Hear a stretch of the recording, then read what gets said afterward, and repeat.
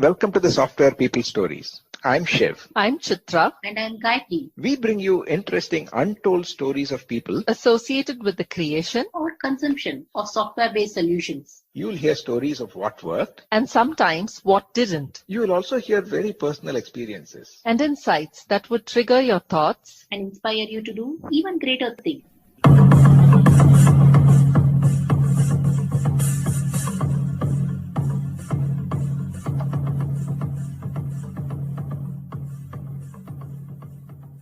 Before we jump into today's conversation, a special thanks to PM Power Consulting for encouraging and supporting this show right from the start. With over 1,000 person-years of collective experience, PM Power has helped many organizations, teams, and individuals chart out their own journeys of excellence and make progress. Thank you, PM Power. Now, let's move to today's episode.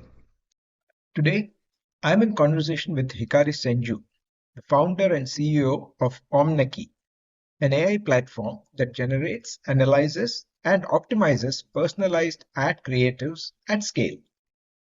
In this part of the conversation, Hikari talks about his background and how the influence of one of his uncles got him interested in computers. His serial entrepreneurship arc, with 2 successful startups behind him, and currently in his third venture. His learnings from this experience on the importance of leadership, the value brought by incubators, working with two-sided markets, aspects related to personalization and privacy. Listen on. Yeah. Hi, Hikari. Welcome to the Software People Stories. Thanks for having me, Shiv. Really excited to be here. Yeah, this space that you're working in is really exciting. And before we get into that, I thought we can start with your origin story. Now, how did you get interested in software, and what are the things that you were doing before you chose this as a career? Sure. So I grew up in a software family. My grandfather worked at IBM. And so I grew up in Westchester near the IBM headquarters. So early access to computers, and so pretty early interest. And then my uncle actually had a startup and has a startup based in Tokyo. And so the summers of my high school, I would intern with him, and at a software development startup. And so yeah, early age, competing in robotics competitions, building products, interning at my uncle's startup, going with my grandfather to demos because he became a VC afterwards. Meeting other startups. I mean, the whole startup, I kind of grew up in very much a, technology-oriented, innovation-oriented, startup-oriented environment. And then so I studied computer science at Harvard. I had also gone into MIT and I was taking a lot of AI courses there as well during my time in college. And so, like kind of, very much kind of bred like grew up in a very technology oriented software or maybe not strictly software but definitely innovation technology space. Yeah, wonderful.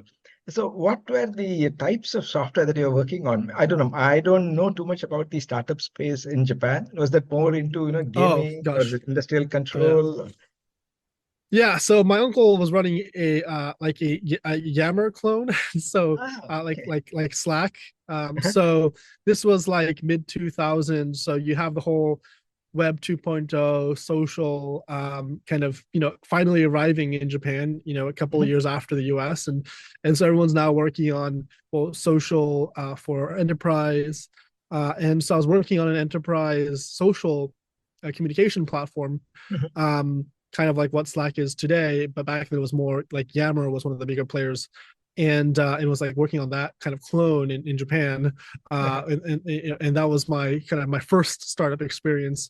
And that's really what got me to really love startups, because you feel so empowered at a startup because you're really at the intersection of innovation and technology. You're working with a really core group of dedicated people who are all oriented and focused and mission oriented around building the best product and growing the business. And so there's this incredible sense of camaraderie, and you just feel like you don't feel like you're just a small cog in a big machine, and so you feel like your actions can make a big impact and a big difference. And that's what got me to really fall in love with startups. To the point where the moment I got into Harvard studying computer science, I started a company almost immediately that was venture backed, and then started another company that was venture backed. So I started two venture backed companies in college.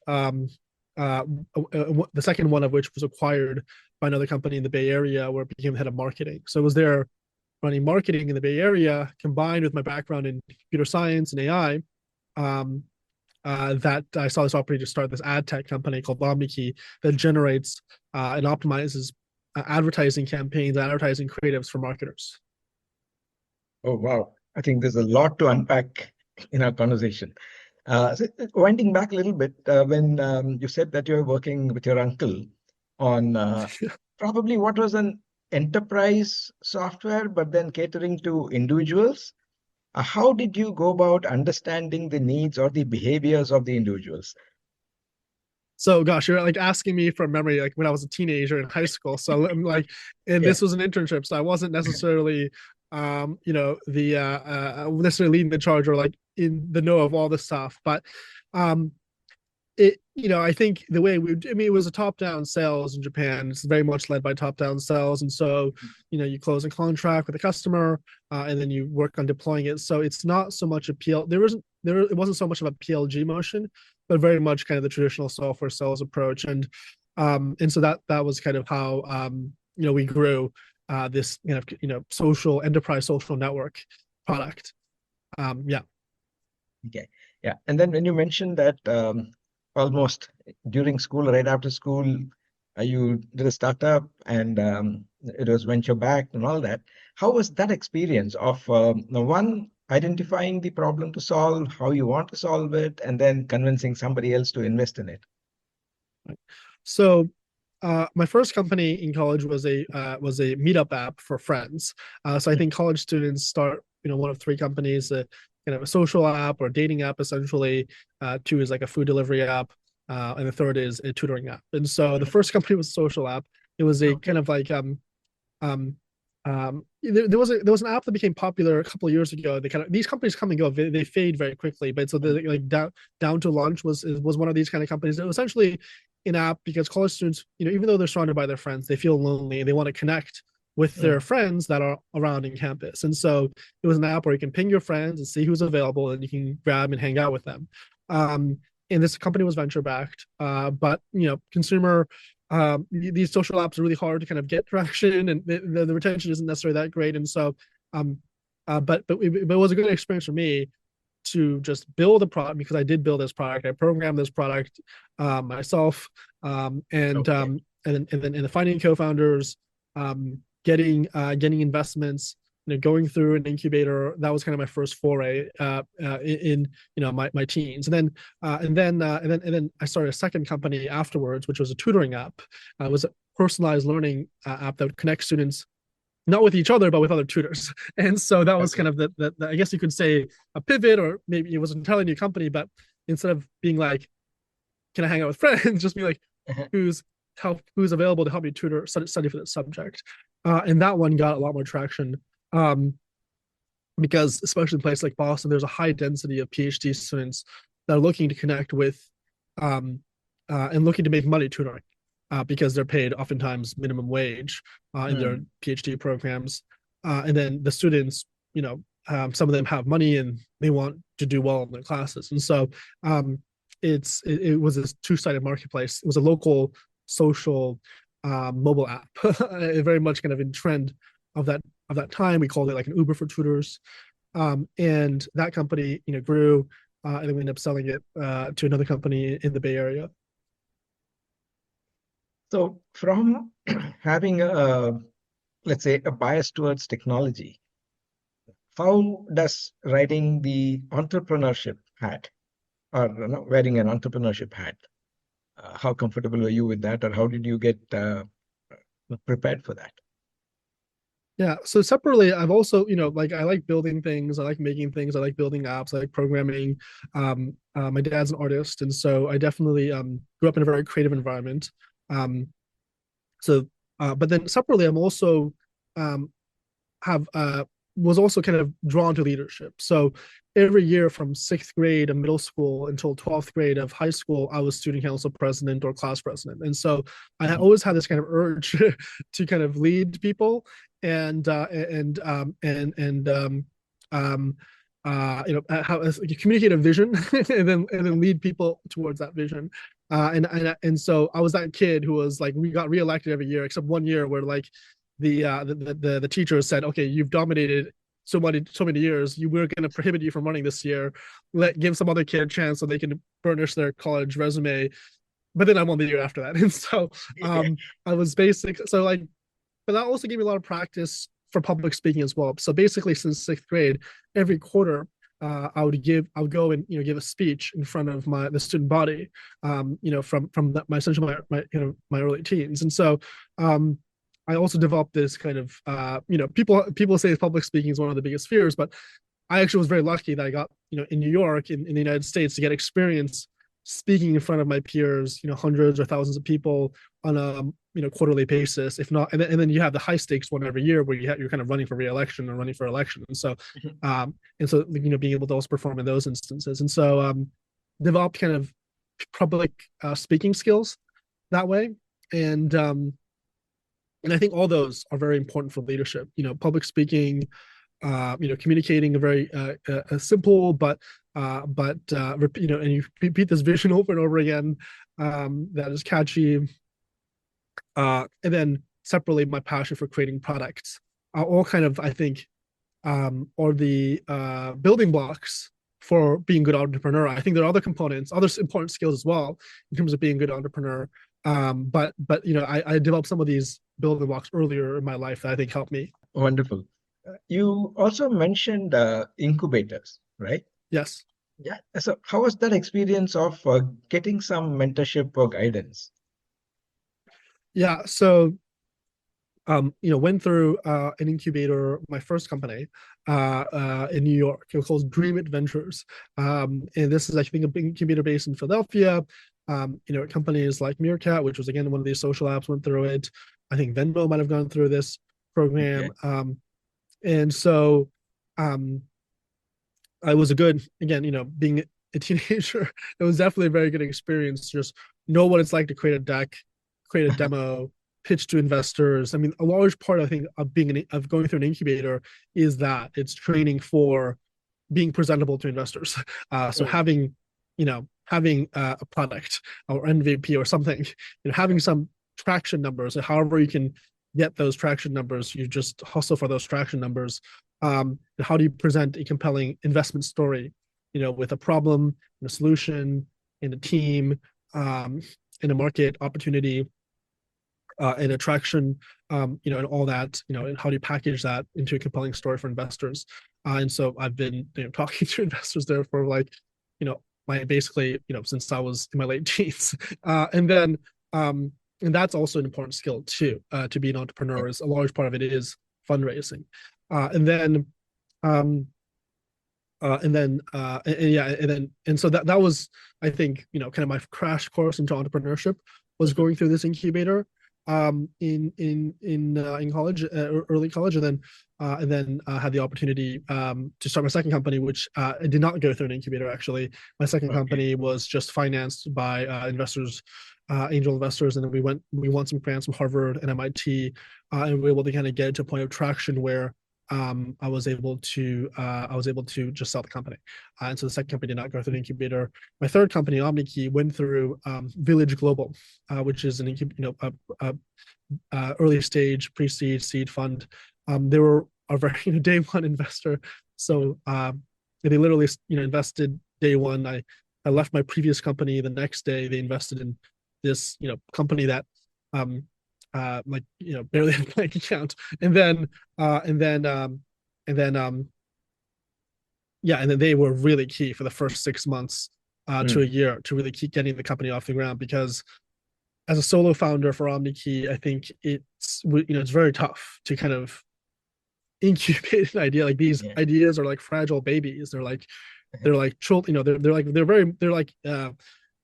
really like newborn babies. An idea is so fragile; it can die due to anything, and so like to be able to incubate this idea truly, and get the customers, get the validation that you need from customers to know that you're not crazy and you're working on an important idea, and solving an important problem, getting connected to investors to get feedback um, on the business plan and on the kind of the whole pitch and the market opportunity and the go to market. Um, all that is really key, and then getting feedback from potential advisors and angel investors along the way. All very key part. And if some of those things don't necessarily follow through, your company is in a very, very precarious situation. So very, very grateful and thankful for the Village team for believing me so early and continue to support me along the way. Yeah, that's really nice. But having been a serial entrepreneur, what would your say the qualities of a successful pitch, or what should a pitch story contain? Yeah, I mean, I think investors, they have short attention spans. They're going through these pitches, so many of these pitches, so frequently all the time, and so I think it's important to stand out. I think it's important to just it really comes down to three things. I mean, the first one is what is the market opportunity? Like, what is the vision? What is, are you bold? Are you ambitious? Are you if this investment were to be successful, how big could it possibly get? Just making sure that the communicating that. I think communicating, then they say the second thing, and part of that actually I think is also like the why now, like what's changed in the environment so that now this is an opportunity that did not exist previously. So because oftentimes many of these ideas, they've existed in previous eras, and in fact a lot of these ideas have existed for a long time. It just is usually something in the environment has changed to create this into a big business potential. Again, Facebook was like the 20th social network, and Google was like the 7th search engine. So it's not like these ideas are new. It's that there was something about that moment in time that made this idea very compelling. And so one has to also communicate why it's like the why now. And I think today it's about AI, and the question is, well, how does AI create leverage for you to create this change in the environment? So that's the market opportunity. And then the second, thing is the team. Like, are you the best person to execute against this opportunity? Even if this is a great opportunity, execution is the most important thing. And so, do you have the team to be able to execute against this opportunity? And then the third is traction. What traction do you have? And if the opportunity is big enough, and if the team is strong enough, then maybe you don't need that much traction. But if you're like a first-time founder, or you're not like, say, an AI researcher with like an incredibly high age index or something, then you need to kind of prove it with traction, and you need to say, okay, well, we were able to get this much traction, and so we've been able to kind of prove our ability to execute. And so that's the key as well. But I think the big thing is at least when it comes to presenting and pitching to investors, is communicating the vision and the market opportunity, and like why is this moment the unique moment, and why they should believe in your strategy, versus potentially they've seen this pitch before, probably from some other entrepreneur, and why this time they should invest in you to execute against this opportunity. Wonderful. A lot of different things there. Then when you talked about the market opportunity, I'm going back a little bit. When you talked about the tutor kind of an app, or you said the Uber for tutors and all that, that's more of a two-sided market, right? How did you assess the need on both sides and come up with something that would be compelling for them to use? Yeah, marketplaces are tough businesses, because you have to create some like carrots and incentives to get both sides, and you have to oftentimes achieve a certain liquidity before the kind of the marketplace takes life of its own. And so oftentimes you have to bootstrap at least one side of the market. And so, again, potentially the same case of Amazon, Jeff Bezos, he was the bookseller, and he was like buying all the books and selling all the books himself, and then create enough liquidity to eventually that kind of takes life of its own. you do need to kind of like bootstrap one side of the market, which is I think one of the big challenges when it comes to say social apps, is that bootstrapping of that social app from zero is actually very tough, and then to get that to scale is tough. So yeah, I think those are some of the challenges, and then there's just if you can get a marketplace going, there's very strong network effects that make the business defensible. But yeah, I mean, today we're as an AI company, it's a bit different. I would say we're a marketplace of, in some ways, of data. So the more customers we have, the more insights we get, that makes our AI better, and that creates a network effect for our business. And it's based and predicated around data and insights related to consumer behavior. Okay, good. Now it's probably you can do a little segue into Omneky. A little curious on what is the value proposition of Omneky. Yeah, the value proposition of Omneky is that the vast majority, or at least half of marketing budgets are wasted on ineffective content. I'm sure you've experienced this yourself, or your listeners have experiences where they see the same ad all the time. Repetitive ads cause ad fatigue that turns off potential consumers. They say that. In fact, there was a couple of years ago, there was research that came out that said that I think at least 40% of marketing budgets are wasted on ineffective content. And this is, as recently as 2022. So, today we still live in a world where, $1 trillion, advertising is $1 trillion industry, and in that massive market, half of those advertising budgets are being just thrown on, burned on fire. And that it seems very strange because content is very rich. And in fact, as a consumer of many of these content applications or social apps, you get very rich content. It's just the ads that seem to suck. And so how can we build the tools to help advertisers, use the data that is also available to them from these social platforms to create more effective and engaging content, just like how these social platforms recommend content to their consumers. And so that was the idea, is using data to create more effective and generate more effective content at scale. And so our very first product back in 2018 was an analytics product. So we would use computer vision, we tag all the elements in the ad creative, the images and the videos, and we'll discover trends that, ads or certain tags and certain creative features are driving higher engagement and driving higher return on ad spend. And then in 2020, when GPT-3 comes out and many of these generative tools start taking flight, we start generating this content based on these insights as well. And actually, before 2020, we were actually using GPT-2 and actually custom fine tuning. We were taking GPT-2 embeddings, and then per customer, we're fine tuning per customer the GPT-2 embeddings with their few shot learning approach, and then setting up accounts and creating this interface for them to generate ads themselves. And so, closing that loop, getting the insights, generating the content, customers can then launch the content through our platform, and then getting more insights.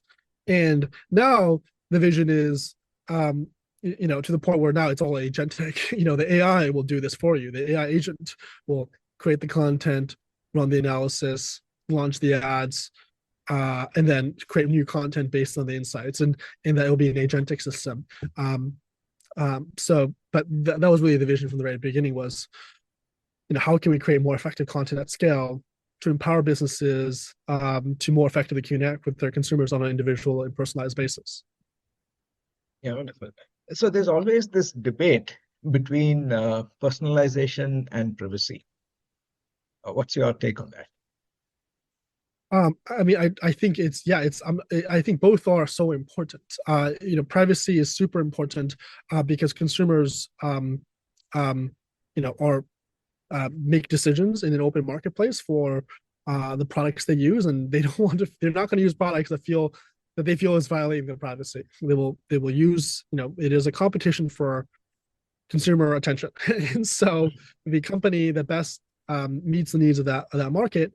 Of the market demand, the consumer's desire privacy will ultimately, I think, succeed. And so, as an advertiser, we're looking to go and advertise where the consumers are. And so, we're an omni-channel advertising platform. So we're not just integrated with one or two social platforms, but we're integrated with all the social platforms, all the display networks, streaming platforms and gaming platforms, et cetera. And some of those companies, some of these platforms still have very limited consumer data, but they still have maybe demographic data or whether gender or potentially their interests or at least definitely we know where the ads are being shown. And so those are ways we can start at least getting insights about what that consumer may like. And then we can use the historical data for sure to get insights about what types of content is resonating. So regardless of whatever amount of personalized data we get from the ad platforms, and we only get whatever depending on the platform, the data that the ad platform is willing to share with us. We use that to get insights about what types of creative is driving higher performance. We can then transfer insights across platforms. So we can take it, say, an insight from a platform potentially that has more data and apply it to a different platform, a different advertising platform that might have less data to kind of bootstrap those insights and create more effective content, and create more effective content for our consumers. So at the end of the day, I think a brand is looking to connect with their consumers on these platforms and then do it in an effective way and not be wasting money and utilizing as much data they have access to. So that's what we enable for businesses. And we work with whatever data that we have access to, given the regulations that exist in different countries, to provide that for our customers. So this is something that I've been curious about. So whenever I get these pop-ups saying, consent for different cookies and the strictly necessary cookies and all the other optional ones, most of the time I just stick to strictly necessary cookies. Now, from a user behavior perspective, do you have any thoughts on how do you nudge someone to give their consent, for sharing some more information?